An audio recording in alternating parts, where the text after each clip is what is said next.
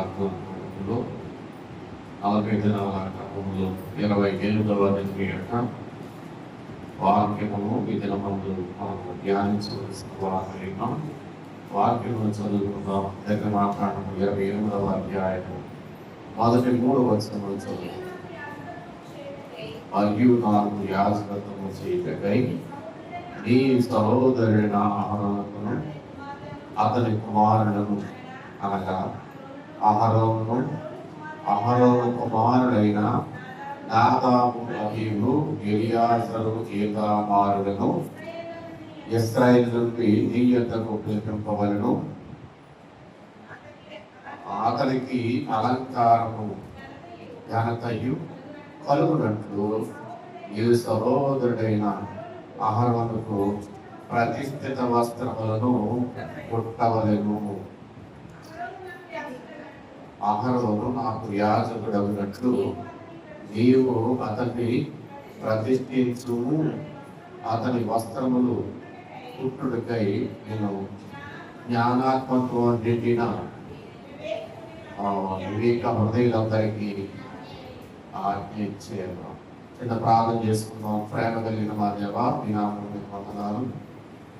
ఈ దినమందు ఈ అధ్యాయంలో ఇశ్రాయేలు యొక్క సర్వ సమాజమును ప్రార్థనలో నడిపించడానికి, ఆశీర్వాదములు అందించడానికి యాజకత్వము, యాజకుడు అవసరమని మీరు గుర్తించిన వారై యాజకుడికి అభిషేకమును బట్టి ప్రతిష్ఠిత వస్త్రములను, మహిమ వస్త్రములను వారికి కావాలని మీరు తలంచారు. ఆ సంగతులను ఈ సమయంలో క్లుప్తంగా బోధపరిచి మహిమ పొందము. అహరోనును అతని యొక్క కుమారులకు పిల్ల తరముల వరకు యాజకత్వము యొక్క విలువను తెలియపరిచిన యేసు నామములో ప్రార్థించి స్తుతించి వేడుకొనుచున్నాను తండ్రి. ప్రభువునందు ప్రియమైన వారులారా, ఈ దినమందు దేవుని యొక్క వాక్యములో నుండి క్లుప్తంగా మనము వాక్యమును ధ్యానం చేయగలిగితే ఈ అధ్యాయంలో యాజకులు అయిన వారు యాజకుడు అంటే ఎవరు? అహరోను. యాజకుడు అంటే అహరోను అతని యొక్క కుటుంబము. ఎందుకయ్యా అంటే దేవుడు ఏర్పాటు చేసుకున్నట ఆ యాజకుడు తన యొక్క పని ఏమిటో తెలుసుకునేటట్లు దేవుడు చేయుట. దైవ గ్రంథములో మనం చూస్తున్నప్పుడు ఈ నిర్గమాకాండములో ప్రధాన యాజకుడు ధరించవలసిన వస్త్రముల గురించి వ్రాయబడుతున్నది. ప్రధాన యాజకుడు.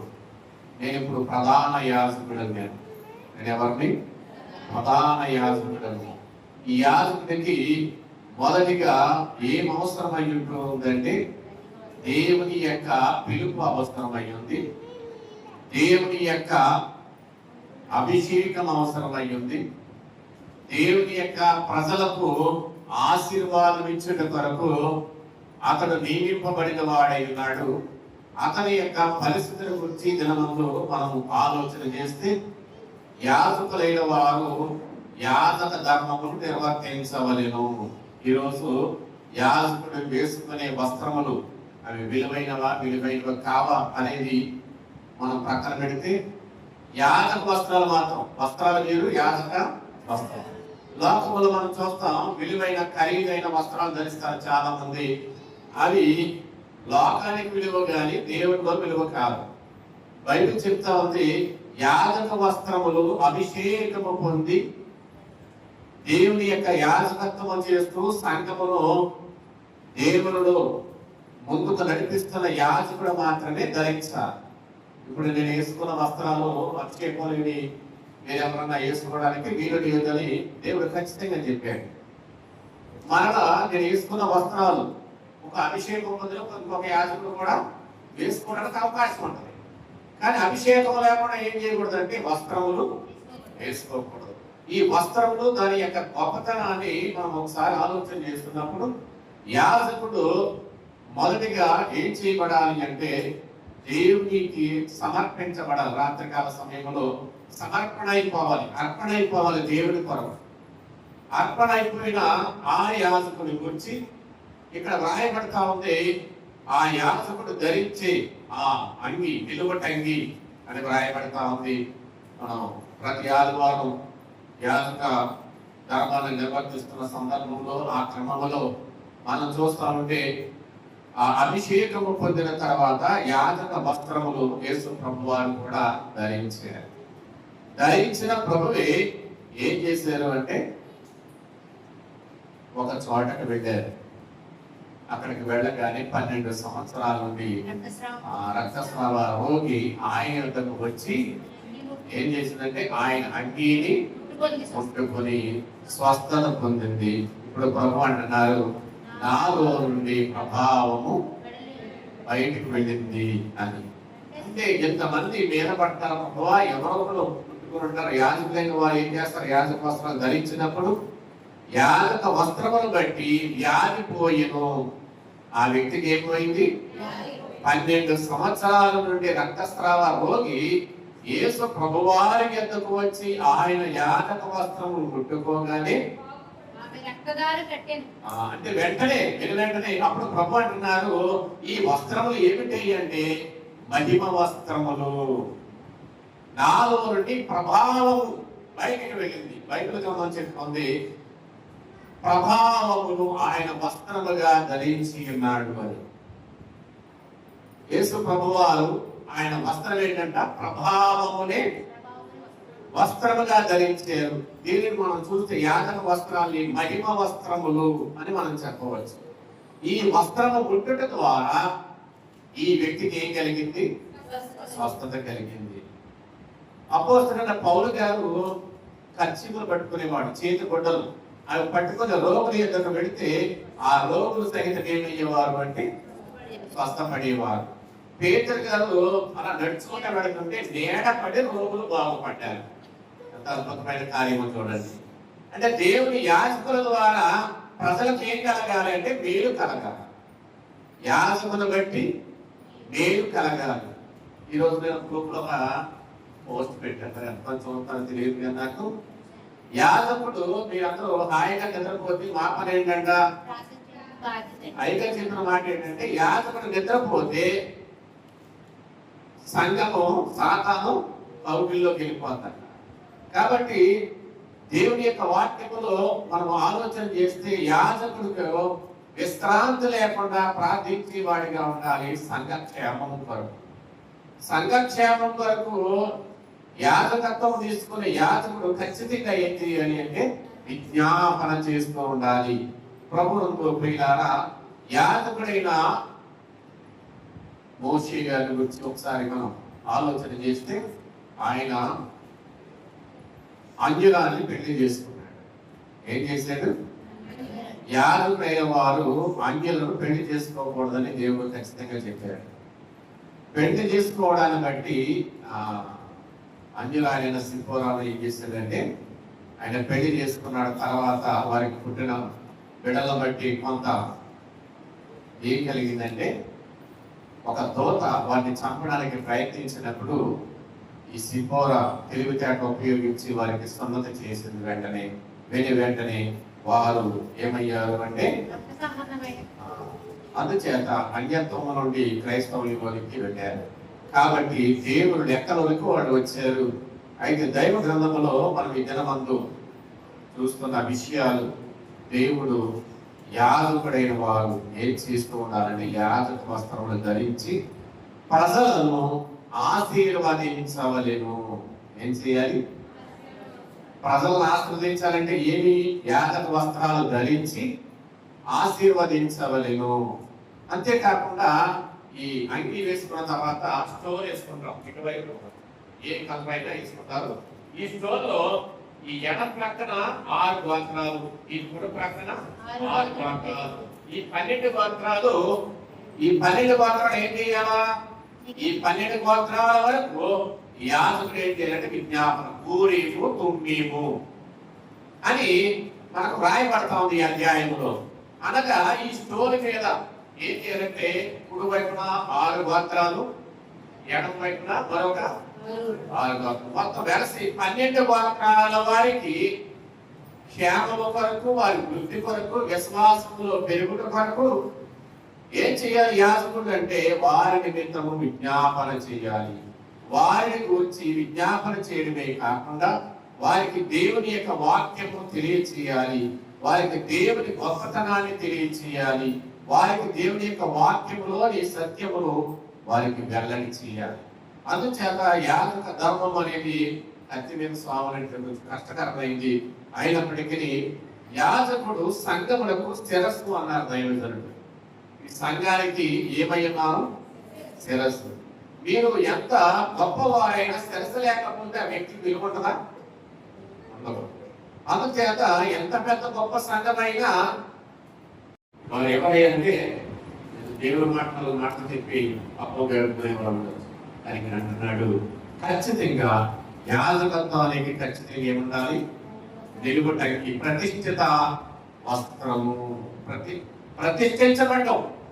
యాజకుడు అంటే ఏం చేయబడాలా? అంగీ వేసుకున్నాడు అంటే ప్రతిష్ఠించబడి దేవుడు చెప్పినది చేయాల. ఎంత కూర్చొని ఎవరు ఉద్యోగస్తులు ఇలాగే ఎలాగే చెప్తే చేయకూడదు, దేవుడు చెప్పిందే చేయాలి. కానీ ఈ యాజకుల్ని కొంతమంది పండుగ చేసేవాళ్ళు అంటారు, అది చాలా తప్పు. అయితే వాక్యంలో ఈ రోజు మీరు చూస్తా ఉంటే ఆహారం ఎవరు పండుగ చేయడానికి లేదు. అతని యొక్క కుమారులు 4 కుమారులు. ఎందుకు అంటే దేవుని సేవకునికి సర్వాధికారాలు ఉన్నాయి. ఎందుకు అంటే అతను అభిషక్తుడు, అభిషేకం పొందాడు, ప్రతిష్ఠిత వస్త్రములను అతడు ధరించాడు కనుక ఇక్కడ మనం చూడగలిగింది ఈ అధ్యాయంలో ఈ యాజకత్వాన్ని ధరించిన అహరోను కావచ్చు, అతని యొక్క కుమారులు కావచ్చు, ప్రజలలో నుండి ప్రత్యేకింపబడిన వారై ఉన్నారు. అందుచేత యాజకుడు సంఘమునకు శిరస్సు అయి ఉన్నాడు. ఒకవేళ శిరస్సు లేకపోతే గుండెలకు ఏ రకంగానూ ఏమి లేదంటే విలువ లేదు. ఈ 28వ అధ్యాయం 2వ వచనంలో మనకి ఈ విషయం స్పష్టంగా కనబడతా ఉంది. అతనికి ఏం కావాలి? యాజకుడికి ఏముండాలి? అలంకరించుకోవడానికి ఒక బ్రాస్లెట్, 4 ఉంగరాలు, ఒక చైను అవసరం లేదు. ఘనత రావడానికి ఏం కావాలి? బెల్లో, చైను, చేతికి ఉంగరాలు, బ్రాస్లెట్ అవసరం లేదు. కానీ ఏముండాలా? అలంకరించబడిన యాజకత్వము లేక యాజక వస్త్రములే ఘనత.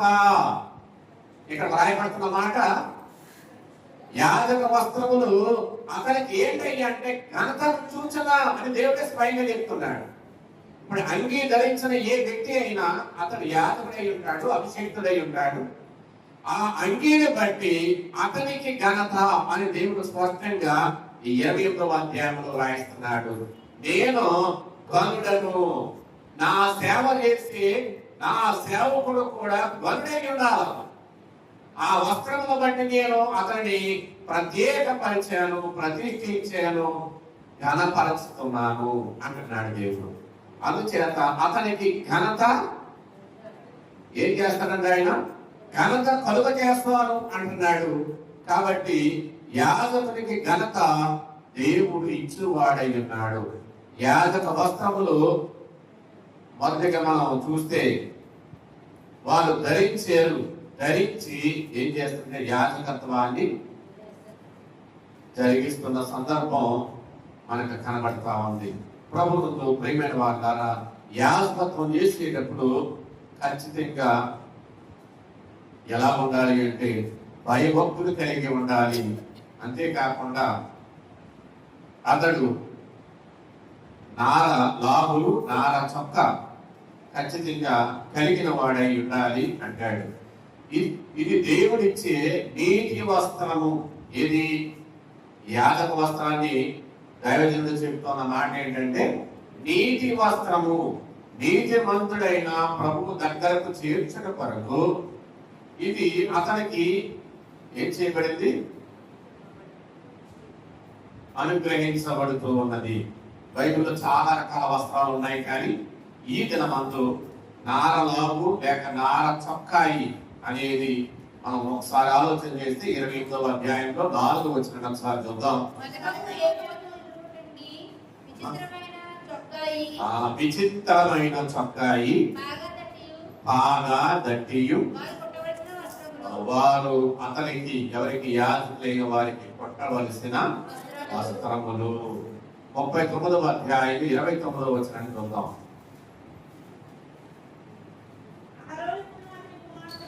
అహరోనుకును అతని కుమారులకును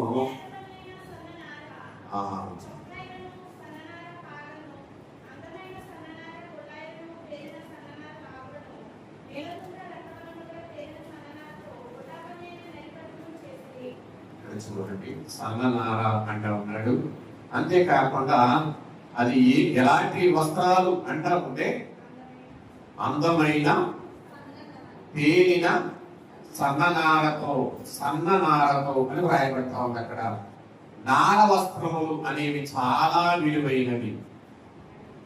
విలువైన వస్త్రము ధరించిన యాజకుడు విలువైన వాడు అని అతనిని నేను ఘనపరుస్తున్నానని దేవుడు చెబుతూ, వేసుకున్న ఆ యాజక వస్త్రాలు ఎలాంటివై ఉండాలి అంటే నార చొక్కాయి అనే మాట మనకు కనబడతా ఉంది. అయితే ఈ నార వస్త్రం లేక నిలువుటంగి అనేది తల మొదలుకొని పాదముల వరకు పై నుండి కింద వరకు ధరించేది అంగి అనగా దీన్ని నీతి వస్త్రము. మానవుల్లో నీతి లేని వారికి నీతితో నింపడానికి, నీతి కలుగ చేయడానికి ఈ వస్త్రములు ఎంతో ఉపయోగకరమైనవి అని మనము ఎరిగిన వారము. అందుచేత దైవ గ్రంథంలో మనం చూస్తే ఈ వస్త్రములు ధరించి 12 గోత్రముల వారికి ఏం చేయాలి అంటే ఆయన ప్రార్థన చేయాలి. అంతేకాకుండా నడికట్టు పట్టుకొని ఆ నడికట్టు ద్వారా ఆ చివరలో ఏమంటే 2 గంటల కట్టేవారు. అక్కడ నుండి ఇక్కడ వరకు ఏం చేయాలంటే నడుచుకుంటా ఆ యాజకుడు యాజక వస్త్రాలతో ఆ బలిపీఠం మీద ఏం చేయాలంటే ఇశ్రాయేలు ప్రజలందరి నిమిత్తము ప్రాయశ్చిత్తార్థమైన కార్యములు చేస్తూ ఉండాలి. బలులు అర్పించేవాడిగా ఉండాలి, విజ్ఞాపన ప్రార్థన సరిపేవాడిగా ఉండాలి. కాబట్టి ఒకవేళ ఈ యాజకంలోనికి ఏదైనా చెడు ఆలోచన వచ్చిందనుకోండి, ఇక్కడ ఇది పరిశుద్ధ స్థలం, అది ఆవరణము, ఇది పరిశుద్ధ స్థలం, అది పరిశుద్ధ స్థలం. ఈ పరిశుద్ధ స్థలంలో ఉండగా తన ఆలోచనలో ఏదన్నా పొరపాటు వస్తే ఆ సెకండ్లో చనిపోవాలి. చనిపోయాడు కూడా మళ్ళీ అతను తీయడానికి కూడా వీలేదు, పైకి ఎక్కడానికి లేదు. ఆ తాడు పట్టుకుని బయటికి లాగేవాడు. అంటే ఎంత పవర్ఫుల్ గా ఉండేది యాజకత్వం అంటే, యాజకత్వం రావడానికి, యాజకులుగా ఉండడానికి చాలా మంది ఇప్పటికి ఇంకా భయపడేవారు చాలా మంది ఉన్నారు. ఎందుకు అంటే ఈ యొక్క అంగి అంత పవర్ఫుల్ గా ఉంది. ఇది ఏం చేస్తుంది అంటే ఘనతకు సూచనగా ఉంది. అభిషేకానికి, ఆనందానికి ఈ అభిషేకము అనేది ఈ వస్త్రములు బట్టి మనకు కలుగుతా ఉంది. అంతేకాకుండా ఈ వస్త్రములు ధరించిన ఆ వ్యక్తి ప్రజలైన వారిని దీవించడం కొరకు ఇశ్రాయేలు ఏం చేయాలి? నీవు దీవించాలి. సంఖ్యాకాండం 6వ అధ్యాయంలో 22వ వచనంలో మనం చూస్తే, నీవు ఇశ్రాయేలు ఈ రీతిగా దీవించవలెను. యెహోవా మోషేకు ఎలాగూ సెలవిచ్చెను, నీవు అహరోనుతోను, యాజకుడైన అహరోనుతోను, అతని యొక్క కుమారులతోను ఎలాగను నీవు లేక వారు ఏం చేయాలి? ఇశ్రాయేలు ఏం చేయాలి? ఎలాగున దీవించవలెను. ఇక్కడ మనం చూస్తే ఎలా దీవించాలి అనేది కూడా దేవుడే చెప్తా ఉన్నాడు. ప్రభునందు ప్రియులారా, ఇలాగున దీవెన యాజకత్వము నుండి ఇశ్రాయేలుకు అందించాడు దేవుడు. ప్రభునందు ప్రియమైన వారులారా, వస్త్రము దాని యొక్క గొప్పతనం, బైబిల్లో చాలా రకాల వస్త్రాలు, కానీ ప్రతిష్ఠిత వస్త్రము లేక యాజక వస్త్రం అనేది దైవ సేవకుడు, అభిషిక్తులైన వారు ధరించిన వస్త్రము. ఇది విలువైనది, ఘనత, ప్రభావములు కలిగిన వస్త్రం అనేది మనం ఎరిగిన వారమై ఉన్నాం. కాబట్టి యాజకవాడు యాజక వస్త్రములు ధరించి యాజక ధర్మమును నిర్వర్తించవలెను. ఇట్టి మాటలు తండ్రి మన నిరీక్షలో భద్రపరచును.